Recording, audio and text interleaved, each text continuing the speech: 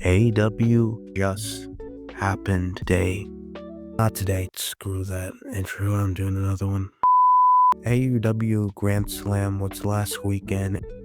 As much as I raved about it in my other video about how it would be a disaster and all that whatnot, this turned out pretty opposite to what I was saying in that video. So let's go over it, shall we? We have the first match, which is Will Ospreay, Kenny Omega taking on Kyle Fletcher and Tosuke Kaneshita. And I know that I wasn't expecting this tag match to go as hard as it was, but if I'm being honest, this tag match was something that I really didn't expect out of the two because, for a lot of them, other than Kyle Fletcher, who does a lot of tag team work, I didn't expect this match to be so fire for what it was. And, for Kenny's, what was it? For Kenny's second pay-per-view, or this is his first pay-per-view back, I think he has not missed a step. I think with his diverticulitis out of the way, I think this is going to be a new and improved Kenny Omega. And hey, down the line, we could be seeing these two as a team going forward. I wouldn't mind that because this would be like the next God-given pair in athletes. But moving on, we have the TBS Women's Championship on the line.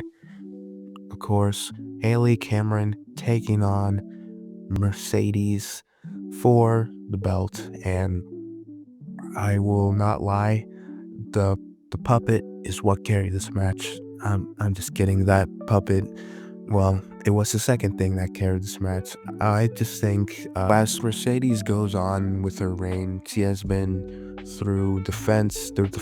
I just see it as a great time, each time she defends her. I don't think any of her TBS Championship defenses have been boring so far, and this one was not an exception to this rule. This match was good. Haley Cameron deserves her praise too for what they put on in that ring. I think the near falls is what got me so invested to this match. And truth be told, I thought at the end, that counter into the Monet Maker was absolutely shocking to see. And, in the end, Mercedes retains. On to the street fights, which is against Cope and Switchblade Jay White versus the Death Riders. And while this street fight was what it was, the street fight to me, it could have been ramped up a little bit more. I don't know. They could have went a bit harder. I just think this match was something that was not lacking, but it could have been turned up to 5th gear at some point. In the end, Death Riders, Wheeler Yuta interfering, who's surprised anymore, ends up with Cope passing out to the choke from Jon Moxley. And we have the AEW Continental Classic Championship, which is Buddy Matthews taking on Kazuchika Okada. This match was obviously a match that was here, obviously just the hometown hero match, or was one of the few hometown hero matches in this card. Buddy Matthews has been, I'm gonna say Buddy Matthews has been one of the not overlooked, but one of the people who I think hasn't had that much a singles match track record or a decent single match track record. And him taking on Kazuchika Okada, to me, just sees, it's an interesting lineup. But other than that, the match to me, it had, in the first half for me, a typical match layout. And then at the very end, it left you with absolute suck, with breath exerted out of your lungs type of suck.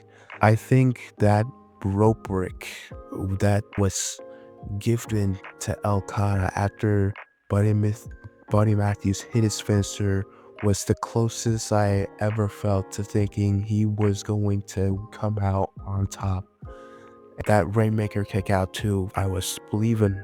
They had you believing, even if it was just for a second. But in the end, Okada had to pull a dirty trick in order to retain his title. For the win, and for the last match, we have Mariah May taking on Timeless Toni Storm for the Women's Championship.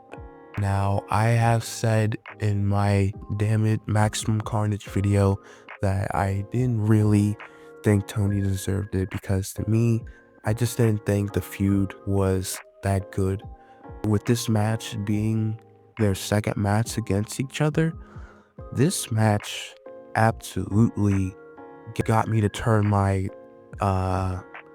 it got me to turn my head around on what I was thinking, because this match to me was the right call to make for the main event. Not just because they had excellent chemistry with one another, but that crowd was the most alive during that match. It gave them that storyline, headline, top talent worthiness of being on that stage. It was just a good match, man. Toni Storm beat her with the finisher she has in her arsenal, which is known as the small package. I mean, it was, I just wanted a more, not decisive, but more of a end it all type of finish, but I'm still happy with the result.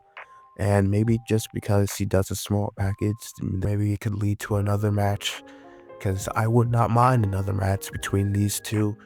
They deserve to have been in that ring in the main event. Check out my other videos, and STARZ Unite.